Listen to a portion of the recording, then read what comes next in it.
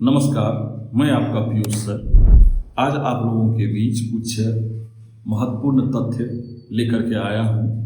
ये तथ्य आपको ऐसे हैं जो कि हर एग्जामिनेशन में पूछे जाते हैं।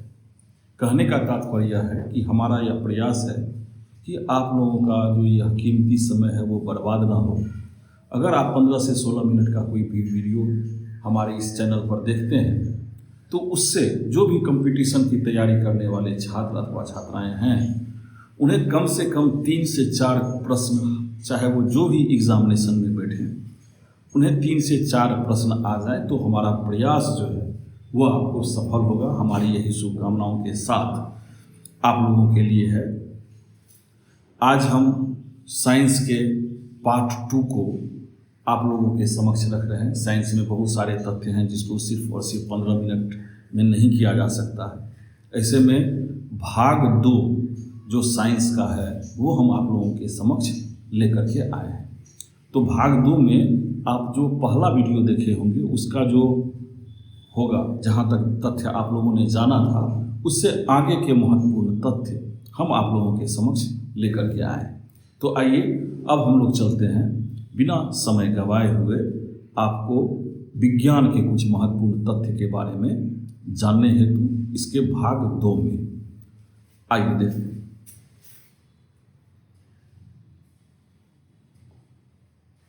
जैसा कि आप लोगों को पता होगा कि इससे पहले के पूर्व के वीडियो में आप लोगों ने यह देखा था कि आत्महत्या की थैली किसे कहा जाता है, तो वो आपने जाना था लाइसोसोम के बारे में। अब उससे आगे जो है वो हम जानते हैं कि इससे आपको बहुत सारे तथ्य पूछे जाते हैं। तो इसमें लाइसोसोम की खोज किसने की थी? डी डूबे ने कब की थी यह भी पूछता है, तो 1958 में। अगला जो है कि प्रोटीन का फैक्ट्री कहलाता है राइबोसोम। ये आपको बहुत सारे ऐसे एग्जाम हैं, ये स्टार प्रश्न है जो कि रिपीटेशन कई बार हुआ है, कहाँ से क्वेश्चन लाएगा। तो ये सारे प्रश्न जो है वो आपको बार बार पूछे जाने वाले हैं। तो प्रोटीन की फैक्ट्री क्या कहलाता है? राइबोसोम कहलाता है। ये आपको तथ्य याद होने चाहिए। प्रोटीन का संश्लेषण कहाँ होता है? तो राइबोसोम के द्वारा होता है। यह भी आपको याद होना चाहिए। आप देखिए, सबसे बड़ी बात क्या है कि आप पूरा का पूरा किताब पढ़े ना पढ़े, विद्वान होने की आवश्यकता नहीं है। आप एग्जामिनेशन निकाल पाते हैं तो आप विद्वान से भी बढ़कर हैं।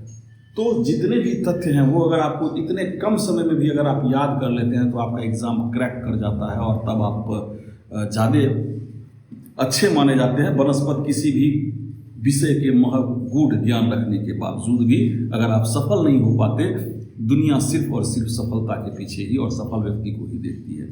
तो जितने भी ये तथ्य हैं, किताब पढ़े ना पढ़ें, कम से कम इन तथ्यों को आप लोगों को आपके जहन में होना चाहिए। अगला है डीएनए की खोज किया था वाटसन एंड क्रिक ने। इसको आपको एकदम ट्रिपल स्टार लगा लीजिए। ये सब बार बार रिपीटेशन वाले प्रश्न हैं जो कि आपको तथ्य के रूप में याद होने चाहिए। अगला है कि डीएनए का संश्लेषण किया था कॉर्नवर्ग ने। अगला है डीएनए और आरएनए है न्यूक्लिक अम्ल। ये भी आपको स्टार प्रश्न है और ये भी आपको याद होने चाहिए। डीएनए और आरएनए जो क्या है? न्यूक्लिक अम्ल है। डीएनए के क्रियात्मक खंड को क्या कहते हैं? तो जीन कहते हैं, है ना। डीएनए का डबल हेलिक्स मॉडल को किसने बतलाया था? वाटसन एंड क्रिक ने। ये भी है, चाहे वो डीएनए की खोज हो या डीएनए का हेलिक्स मॉडल बनाने का बात हो, वो भी आपको वाटसन एंड क्रिक ने ही किया है। डीएनए की इकाइयां हैं न्यूक्लियोटाइड्स, है ना। अगला जो तथ्य है वो हम लोग जानते हैं,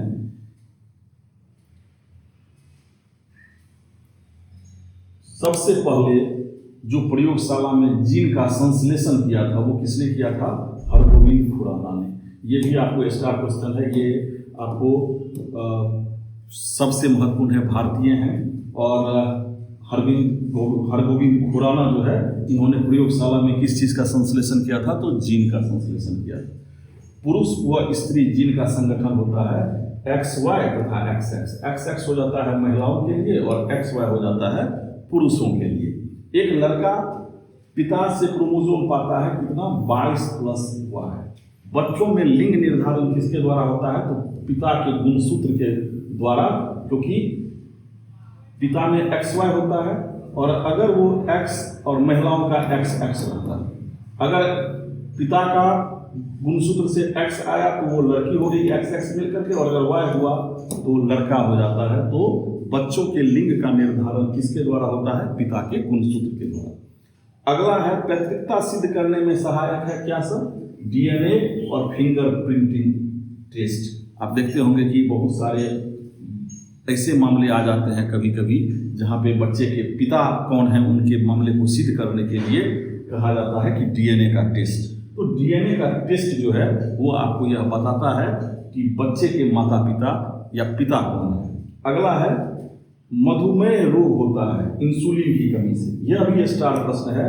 यह भी आपको बहुत सारे प्रश्न आपको बहुत सारे एग्जाम में पूछे गए हैं, तो इसको भी आपको याद रहने चाहिए। इंसुलिन की खोज की थी वेटिंग एंड वेस्ट ने। यह भी आपको जानना जरूरी है। इंसुलिन शरीर में बनती है किसके द्वारा? तो अग्नाशय द्वारा। मतलब है कि इंसुलिन से संबंधित जितने भी प्रश्न आज तक किसी भी कंपटीशन में पूछे गए हैं तो वो सारे तथ्य हमने आपके बीच में रखा है। मतलब है कि यह कहीं ना कहीं अगर रिपीटेशन इंसुलिन का हुआ या इंसुलिन से संबंधित प्रश्न आए तो आप लोगों के जहन में यह चीज़ रहेगा, और तो इसलिए यह इंसुलिन आपको याद रहने चाहिए। 3 तथ्य हैं। मधुमेह रोग होता है इंसुलिन की कमी से, इंसुलिन की खोज की है बेटिंग और बेस्ट ने, और इंसुलिन शरीर में बनती है किसके द्वारा? तो अग्नाशय के द्वारा। अगला जो है वो है आपको ब्रोंकाइटिस, एक रोग है श्वास नली का। पेप्सिन एक उदाहरण है एंजाइम का। यह भी आपको कई बार प्रश्न पूछा है, तो यह आपको याद रखना चाहिए कि पेप्सिन जो है वो एक उदाहरण किसका है? वो आपको एंजाइम का है। दूध में क्या नहीं पाया जाता है? तो दूध में विटामिन C जो है वो आपको नहीं पाया जाता है। टॉक्सिन क्या है? एक जहरीला पदार्थ है। टॉक्सिन एक जहरीला पदार्थ है। प्लाज्मोडियम परजीवी है किसका? मलेरिया का। यह भी आपको स्टार है। कभी कभी पूछता है कि मलेरिया का परजीवी क्या है? तो प्लाज्मोडियम परजीवी है किसका? तो मलेरिया के रोग का। मलेरिया जो मच्छर के काटने से होता है। मलेरिया रोग का वाहक क्या है? तो मादा एनोफिल मच्छर है। देखिए ये जितने भी तथ्य हैं ना, ये आपको याद कर लेंगे ना तो आपको कोई भी प्रश्न तब विज्ञान से संबंधित आप अच्छे मार्क्स ला सकते हैं। क्योंकि हमारा यह मानना है कि कोई भी एग्जाम हो, आपको कम से कम जो हमारे पर आप समय दे रहे हैं तो इससे प्रश्न आपके एग्जाम में आए, और उन्हीं तथ्य को रख करके हमने यह प्रयास आप लोगों के लिए किया है। मलेरिया रोग में प्रभावित अंग है प्लीहा, जिसको तिल्ली कहते हैं। मानव मूत्र से उत्सर्जित होता है विटामिन C। मूत्र का अम्लीय pH मान होता है 6। यह भी आपको इम्पोर्टेंट है, इसको भी जो है सो आपको ध्यान रखना चाहिए, है ना। अगला करते हैं। मूत्र का रंग पीला होता है किसके कारण? यूक्रोम के कारण। किसके कारण होता है मूत्र का रंग पीला? तो ये होता है यूक्रोम के कारण। मेढक के हृदय में कितने भाग होते हैं? तो 3 भाग होते हैं।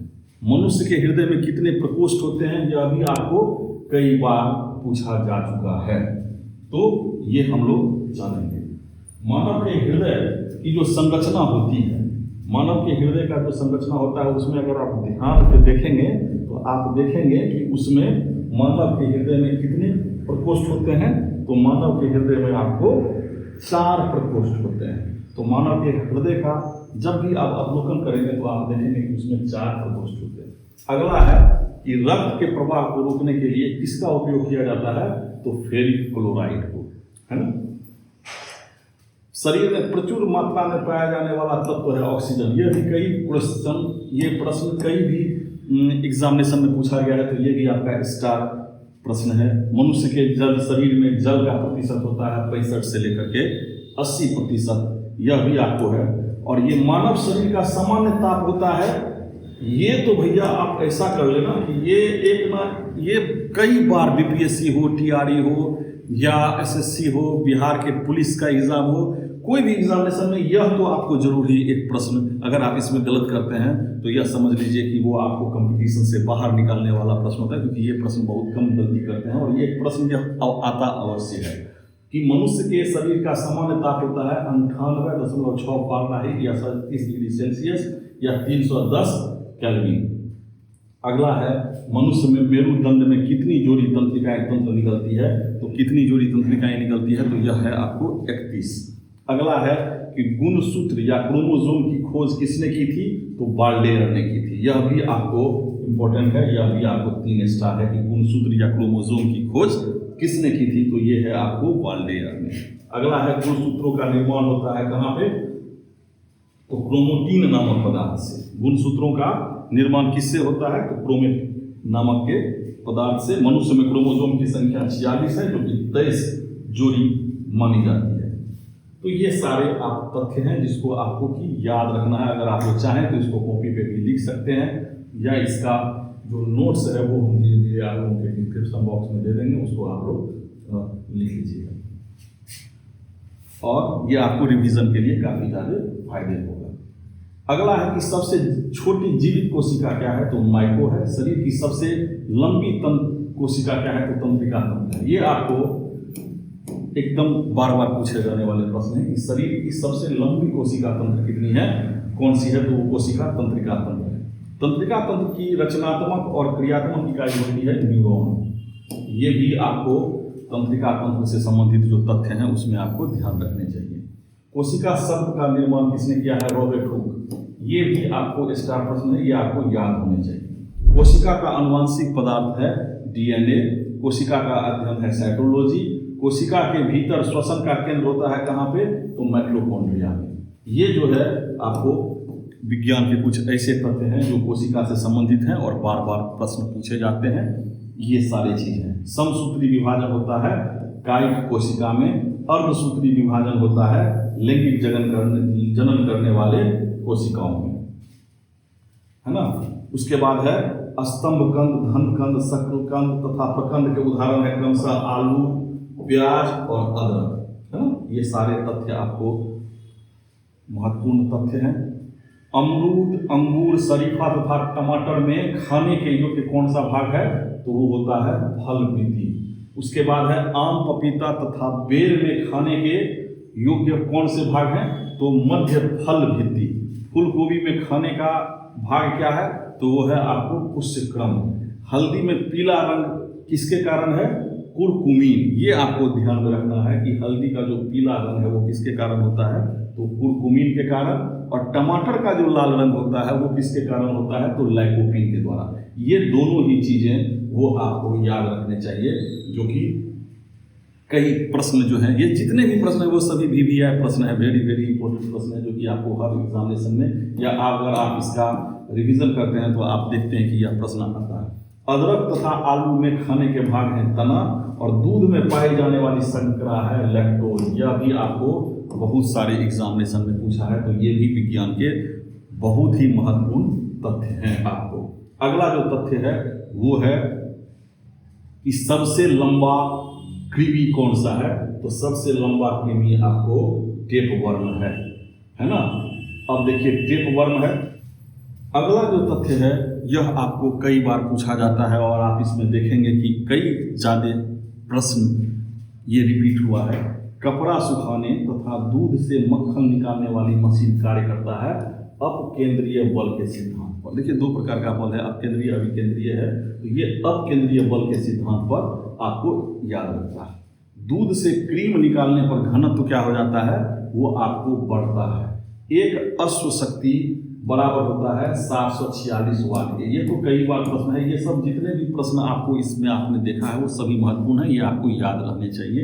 अगला है कि जल का घनत्व अधिकतम, आयतन और न्यूनतम होता है 4 डिग्री सेल्सियस पर। ये तो भैया प्रश्न समझिए कि कोई भी एग्जाम हो ये आपको आया ही आया या आगे आने वाला ही है। तो ये आपको जल का घनत्व अधिकतम और आयतन न्यूनतम होता है किस पर, तो 4 डिग्री सेल्सियस पर। बीपीएससी का तो ये सर्वाधिक हिट क्वेश्चन है। कई बार अगर आप कोई भी पुराना क्वेश्चन बैंक उल्टा करके देखें तो आप देखेंगे कि यह प्रश्न कम से कम 3 से 4 बार आपको बीपीएससी के टीआरई बीपीएससी का जो जनरल होता है उसमें पूछा है, टीआरई में भी आया होगा। तो कहने का तात्पर्य है बीपीएससी के लिए यह ऐसा प्रश्न है जिसके पूछने की प्रवृत्ति काफ़ी अधिक रही है। क्वेश्चन बैंक में भी आप लोग देख सकते हैं कि यह काफ़ी ज़्यादा प्रश्न पूछा है। मूल रंग कहलाते हैं, कौन सा मूल रंग है, नीला, लाल और हरा। इंद्रधनुष का निर्माण किन क्रियाओं के द्वारा होता है? तो यह भी बहुत इंपॉर्टेंट है। यह भी प्रश्न आपको स्टार प्रश्न है, जिसको कई बार आपको पूछे गए हैं। तो वह है प्रकाश का पूर्ण आंतरिक परावर्तन, अपवर्तन और वर्ण विक्षेप के द्वारा। इंद्रधनुष का रंग कितना होता है? तो 7 होता है। इंद्रधनुष के बीच का रंग कौन सा होता है? तो आपको हरा होता है। प्रकाश का रंग निश्चित होता है किसके द्वारा? तरंग दैर्ध्य के द्वारा। प्रकाश का रंग किसके द्वारा निर्धारित होता है? तो तरंग दैर्ध्य द्वारा। अगला जो है, वेधन क्षमता सर्वाधिक किसकी होती है? तो वो होती है आपको गामा किरण की, है ना। अब अगला तथ्य जो है वो है परावैंगनी किरण की खोज किसने की थी? तो रीटर ने की थी। परावैंगनी किरण की खोज, यह भी आपको याद रहना चाहिए। परावैंगनी किरण की खोज किसने की? तो रीटर ने की। अगला है सबसे अधिक, ये आपको स्टार तथा सबसे कम तरंग दैर्ध्य होता है क्रमशः किसका? लाल और बैगनी का। मतलब कि सबसे अधिक तरंग दैर्ध्य किसका होगा? लाल का होगा। और सबसे कम तरंग दैर्ध्य किसका होगा? तो वो होगा आपको बैगनी का। अगला है कि प्रकाश का तरंग दैर्ध्य होता है, यह भी आपको इंपॉर्टेंट है, यह भी स्टार है। और इसको भी आपको याद रखना चाहिए कि प्रकाश का जो तरंग दैर्ध्य होता है वो 3900 एंगस्ट्रॉम से लेकर के 7800 एंगस्ट्रॉम तक, है ना। प्रकाश की चाल सर्वाधिक होती है किसमें? निर्वात में। यह भी स्टार प्रश्न है और यह भी जो है आपको कई बार प्रश्न पूछा है। मतलब है कि इस वीडियो को देखने के बाद आपको कम से कम हर एग्जामिनेशन में 2 से 4 प्रश्न तो जरूर ही आपके हाथ आएंगे, ऐसा हमारा प्रयास है। प्रकाश का वेग सर्वप्रथम किसने ज्ञात किया? वो ज्ञात किया रोमर ने। अगला है कि निर्वात में प्रकाश की चाल कितनी होती है? 3 गुना 10 पर पावर, ये थोड़ा सा देखना पड़ेगा, 3 गुना 10 पर पावर। अंतरिक्ष यात्री को आकाश काला दिखाई देता है किसके कारण? तो सूर्य के प्रकीर्णन के कारण। यह भी आपको कई बार प्रश्न पूछा है, तो यह भी आपको याद रहना चाहिए कि अंतरिक्ष यात्री को आकाश काला क्यों दिखाई देता है? तो आकाश काला दिखाई देता है सूर्य के प्रकीर्णन के कारण। अंतरिक्ष यात्री का जब वो आकाश की तरफ देखेगा तो उसको किस तरह का दिखाई देगा? काला। और वो किसके कारण दिखाई देगा? तो सूर्य के प्रकीर्णन के कारण। अगला जो तथ्य है वह कहता है कि समुद्र का जल नीला दिखाई देता है किसके कारण? तो प्रकाश के प्रकीर्णन के कारण। तारे क्यों टिमटिमाते हैं? यह भी है, काफी ज्यादा प्रश्न पूछता है। तो प्रकाश के अपवर्तन के कारण। ये ऐसे विज्ञान के कुछ तथ्य हैं जो कि आपको बार बार प्रश्न पूछने की प्रवृत्ति रही है। अगला जो तथ्य है वो तथ्य है कि रेटिना पे बना प्रतिबिंब होता है कैसा? तो वास्तविक, उल्टा और वस्तु से छोटा। यह भी आपको ध्यान रखना चाहिए। यह आपको कई बार प्रश्न पूछता है कि रेटिना जो मानव नेत्र में है उस पर बना जो प्रतिबिंब होता है वो कैसा होता है? वास्तविक होता है, उल्टा होता है तथा वस्तु से कैसा? छोटा होता है। अगला जो है समतल दर्पण में बना प्रतिबिंब होता है। समतल दर्पण में बना प्रतिबिंब होता है काल्पनिक तथा वस्तु के बराबर तथा सीधा। ये सारे तथ्य आपको याद रहने चाहिए क्योंकि ये सारे तथ्य आपको आता है। प्रकाश का सबसे अच्छा परावर्तक किसे माना जाता है? तो समतल दर्पण को सबसे अच्छा परावर्तक माना जाता है। 2 समानांतर दर्पण के बीच रखी वस्तु का प्रतिबिंब कैसा बनता है? हमेशा अनंत बनता है। हवा का बुलबुला जल में व्यवहार करता है किस लेंस की भांति? तो अवतल लेंस की भांति। विद्युत फ्यूज मिश्रण होता है किसका? ये देखिए, ये फिर आगे आपको बीपीएससी का रिपीटेशन वाला या अन्य किसी भी एग्जाम में बार बार पूछे जाते हैं ये प्रश्न। वो है कि विद्युत फ्यूज मिश्रण होता है किसका? तांबा का, टीन का और सीसा का। विद्युत में जो प्रयोग आता है फ्यूज का, वो फ्यूज जो बनता है वो किस चीज के मिश्रण से बनता है? तांबा, टीन और सीसा का। यह भी आपको बार बार पूछता है। हीटर का तार बना होता है किसका? नाइक्रोम का। बल्ब का फिलामेंट भी काफी बार पूछता है, यह किस चीज का बना होता है? टंगस्टन का ना। तो ये सारे तथ्य हैं जो तथ्य आपको बहुत ही ज्यादा महत्वपूर्ण है और ये सारा सब कुछ जो है आपको याद रहना चाहिए। अगला है कि विद्युत बल्ब में भरा जाने वाला जो गैस है वो कौन सा है? वो आपको नाइट्रोजन है ना। तो ये ट्यूबलाइट में जो भरा होता है वो किसके क्या भरा होता है, पारे का वाष्प तथा आर्गन। ये सारे तथ्य जो हैं आपको फ्यूज का तार मिश्रण है, सीसा और टीन का। फोटोग्राफी में, अब फोटोग्राफी वाला जो तथ्य है वो आगे के क्लास में आपको समय की बाध्यता को देखते हुए आपको बहुत सारे तथ्य हैं, और हर 15 से 20 मिनट का जो आपको वीडियो होगा उसमें से कम आपको 3 से 4 प्रश्न, उम्मीद करता हूं कि 3 से 4 प्रश्न आपको विज्ञान के किसी भी कंपटीशन में जरूर ही आपके लिए आएंगे। इसी कामना के साथ आप सभी जो तैयारी कर रहे छात्र हैं उनको हार्दिक शुभकामनाएं।